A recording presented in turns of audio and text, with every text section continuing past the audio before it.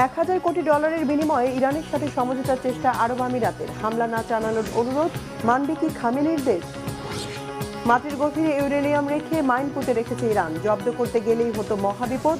ভয়ে কি ইরানের সেনা অভিযান চালায়নি ট্রাম্প? হরমুজ প্রণালীতে বাতি নিভে যুক্তরাষ্ট্রের 22টি জাহাজ পার, ইরানের চোখ ফাঁকি দেয়া কি আদৌ সম্ভব? গাজা ও গ্রিনল্যান্ডের পর আলবেনিয়ার দিকে কুনজর যুক্তরাষ্ট্রের। আলবেনিয়ার নাগরিকরা কি পারবে দেশকে রক্ষা করতে? শেষ পর্যন্ত $1,000 কোটি মোটা অঙ্কের অর্থের বিনিময়ে ইরানের সাথে সমঝোতার চেষ্টা করছে মধ্যপ্রাচ্যের মুসলিম দেশ সংযুক্ত আরব আমিরাত। ইরানের ভয়াবহ হামলা থেকে নিজেদের বাঁচাতে আমেরিকা নয়, শত্রু খামেনির দেশের কাছেই মাথা নত করতে বাধ্য হয়েছে আমিরাত। সব ধরনের হামলা বন্ধের বিনিময়ে ইরানকে এই বিপুল পরিমাণ অর্থ দিতে রাজি হয়েছে তারা। রয়টার্সের বিশেষ এক প্রতিবেদনে উঠে এসেছে নাটকীয় এই সমঝোতার খবর। এই ধরনের সমঝোতা শুধু ইরান আমিরাত সম্পর্কই নয়, পুরো উপসাগরীয় অঞ্চলের ভূ রাজনীতির গতিপথও বদলে দিতে পারে বলে মত বিশ্লেষকদের। হিজল জোবাইরের ডেস্ক রিপোর্টে বিস্তারিত। ইরান যুদ্ধ ঘিরে মধ্যপ্রাচ্যে অগ্নিগর্ভ পরিস্থিতির মাঝেই নাটকীয় এক কূটনৈতিক সমঝোতার খবর সামনে এসেছে। সংশ্লিষ্ট 4টি সূত্রের বরাতে প্রকাশিত এক এক্সক্লুসিভ প্রতিবেদনে রয়টার্স জানিয়েছে, ইরানের জন্য কয়েকশো কোটি ডলারের তহবিল ছাড়তে সম্মত হয়েছে সংযুক্ত আরব আমিরাত। বিনিময়ে ইরান আমিরাতের বিরুদ্ধে ক্ষেপণাস্ত্র ও ড্রোন হামলা থেকে বিরত থাকবে বলে জানা গেছে। ঠিক সেই সময় এমন খবর সামনে এসেছে যখন তেহরান ও ওয়াশিংটনের মধ্যে যুদ্ধবিরতির আলোচনা চূড়ান্ত পর্যায়ে পৌঁছেছে বলে জানা যাচ্ছে। রয়টার্সের প্রতিবেদনে বলা হয়, মার্কিন নিষেধাজ্ঞার কারণে বিশ্বের বিভিন্ন দেশের ব্যাংকে দীর্ঘদিন ধরে ইরানের তেল বিক্রির বিপুল পরিমাণ অর্থ আটকে রয়েছে। কূটনৈতিক সূত্রগুলোর মতে, চলমান আলোচনার অংশ হিসেবে সেই সব অর্থের একটি বড় অংশ ছাড় করার পথও তৈরি হতে পারে। দুটি আঞ্চলিক সূত্রের দাবি, সমঝোতার অংশ হিসেবে সংযুক্ত আরব আমিরাত ইতোমধ্যেই ইরানের জন্য 10 বিলিয়ন অর্থাৎ $1,000 কোটি ছাড়ের বিষয়ে সম্মতি দিয়েছে। এর মধ্যে $3 বিলিয়নেরও বেশি অর্থ ইতোমধ্যেই হস্তান্তর করা হয়েছে বলে জানিয়েছে তারা। তবে বিষয়টি এখানেই সীমাবদ্ধ নয়। সমঝোতা সম্পর্কে অবগত আরও দুটি সূত্রের মতে, শেষ পর্যন্ত ছাড়কৃত অর্থের পরিমাণ $20 বিলিয়ন পর্যন্ত পৌঁছাতে পারে। যদিও এই অর্থ আমিরাতের নিজস্ব তহবিল নাকি তাদের ব্যাংক ও অন্যান্য প্রতিষ্ঠানে আটকে থাকা ইরানেরই অর্থ, সে বিষয়ে নিশ্চিত হতে পারেনি রয়টার্স। এ বিষয়ে জানতে চাইলে আমিরাতের এক কর্মকর্তা বলেন, আঞ্চলিক উত্তেজনা কমানো এবং দীর্ঘমেয়াদী শান্তি ও স্থিতিশীলতা নিশ্চিত করাই তাদের পররাষ্ট্রনীতির অন্যতম প্রধান লক্ষ্য। তিনি জানান, সংঘাত প্রশমনে যুক্তরাষ্ট্র সহ আন্তর্জাতিক উদ্যোগগুলোকে সমর্থন করছে আবুধাবি। সে কারণেই তারা শান্তিপূর্ণ সমাধানের পক্ষে কাজ করছে। সমঝোতা সম্পর্কে অবগত একটি সূত্র জানিয়েছে, এই ব্যবস্থার মাধ্যমে যুক্তরাষ্ট্র ও ইরান উভয় পক্ষই নিজেদের ঘোষিত রেড লাইন অতিক্রম না করেই উত্তেজনা কমানোর সুযোগ পাচ্ছে।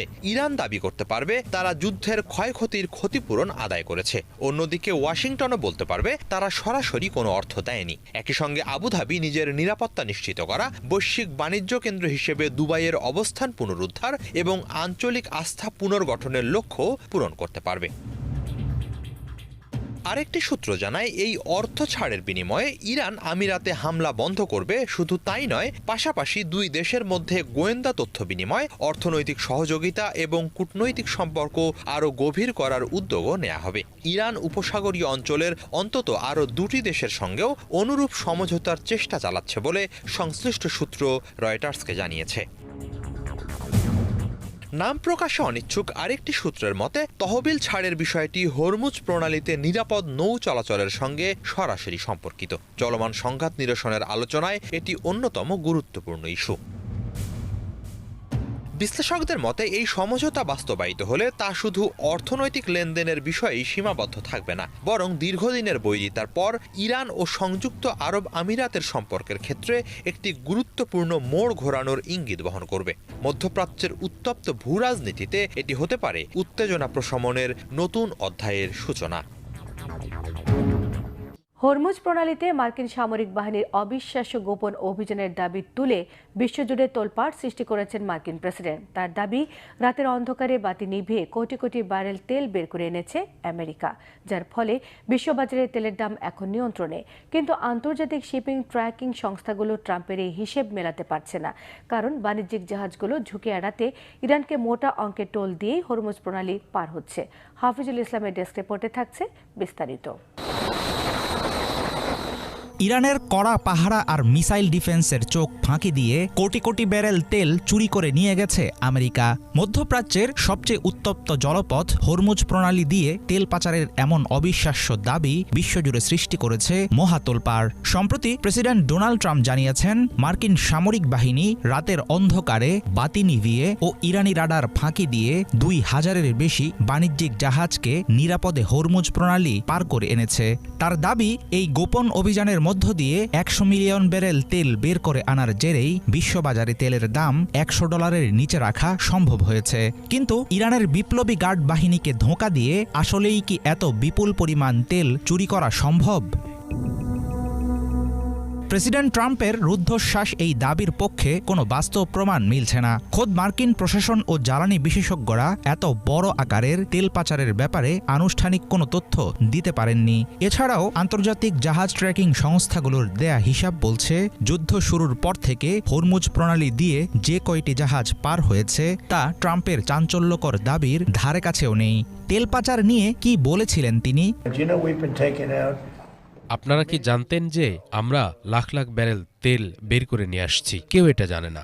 ইরান একদম এই মুহূর্ত পর্যন্ত তারা জানত না। গত কদিন আগের এক রাতে আমরা 22টি জাহাজ বের করে এনেছি, গভীর রাতে কোনো বাতি না জ্বালিয়ে, কারণ ওদের কোনো রাডার নেই। আমরা ওদের রাডার একদম উড়িয়ে দিয়েছি। আমরা তেল বের করে এনেছি, আর এ কারণেই তেলের দাম এখন ব্যারেল প্রতি $85।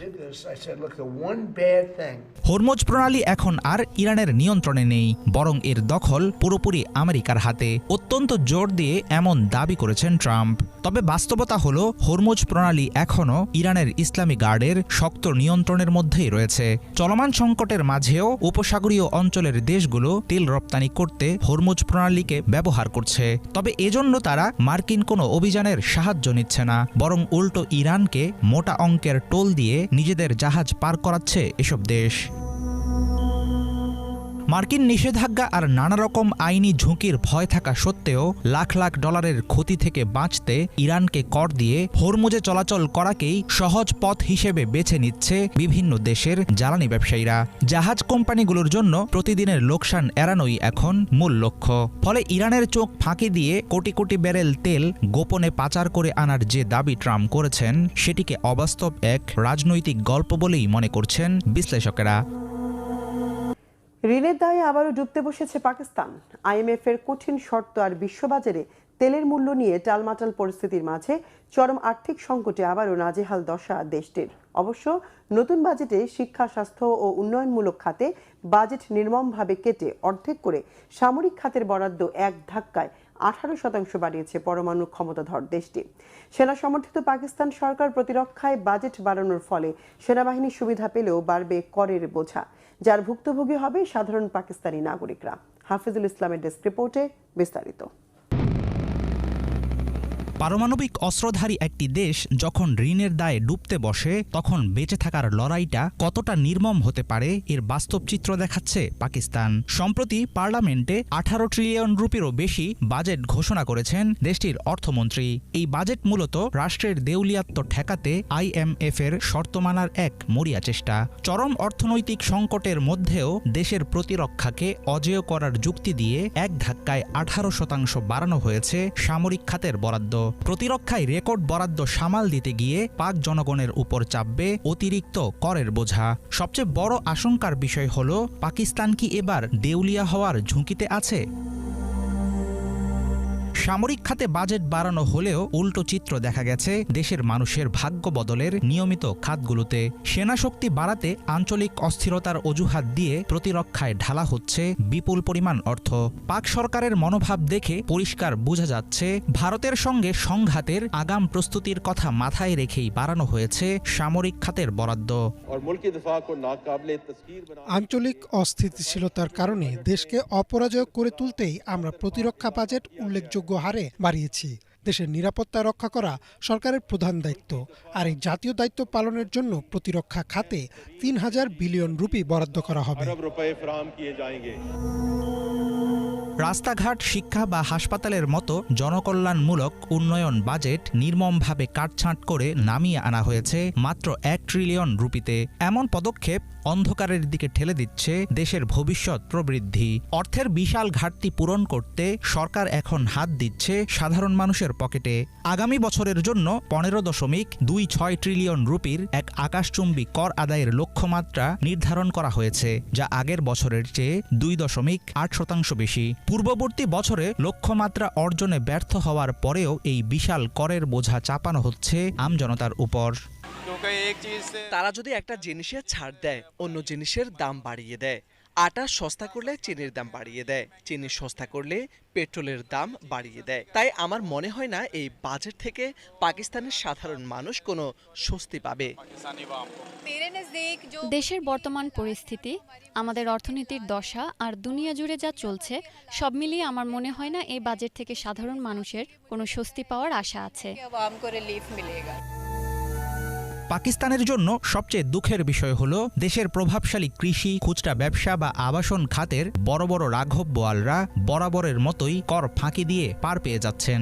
বিশ্লেষকদের মতে করের এই অন্যায্য ও বিশাল চাপ ঘুরে ফিরে এসে পড়ছে কেবল বৈধ পথে আয় করা চাকরিজীবী, মধ্যবিত্ত শ্রেণী এবং নিয়মিত কর দেওয়া সাধারণ ব্যবসায়ীদের উপর। আমার মনে হয় সবচেয়ে বড় সমস্যাটা হলো করদাতার সংখ্যা বাড়ানোর দিকে নজর না দিয়ে সরকার সব বোঝা চাপিয়ে দিচ্ছে তাদের উপর যারা অলরেডি নিয়মিত কর দিচ্ছেন। কারণ এটা করা সহজ। আমি যেহেতু নিবন্ধিত ব্যবসায়ী, তাই আপনি খুব সহজেই আমার ফ্যাক্টরিতে নজরদারির ক্যামেরা বসিয়ে দিলেন। কিন্তু যারা কর দিচ্ছে না বা করের আওতায় নেই, তাদের তো কোনো তদারকিই করা হচ্ছে না। ক্যামেরা আসলে সেখানে বসানো উচিত যে কর ফাঁকি দিচ্ছে, যেন জানা যায় সে কি ব্যবসা করছে। কিন্তু সরকার তো এখানে ক্যামেরা বসাতে পারছে না। IMF এর কাছ থেকে $7 বিলিয়ন নতুন ঋণ কর্মসূচি সচল রাখতে পাকিস্তানকে এখন সুদের হিসাব বাদ দিয়ে জিডিপির 2% বাড়তি আয় করে দেখাতে হবে। কিন্তু চলমান ইরান-ইসরায়েল যুদ্ধের কারণে তেলের দাম আকাশচুম্বী হওয়ায় দেশের মূল্যস্ফীতি আবারও 2 অঙ্কের ঘরে পৌঁছে গেছে। ফলে একদিকে আন্তর্জাতিক যুদ্ধ পরিস্থিতি আর অন্যদিকে ঋণের কঠোর শর্ত, এই দুই জাতাকলে পড়ে এখন চরম সংকটের মুখোমুখি পাকিস্তানের অর্থনীতি।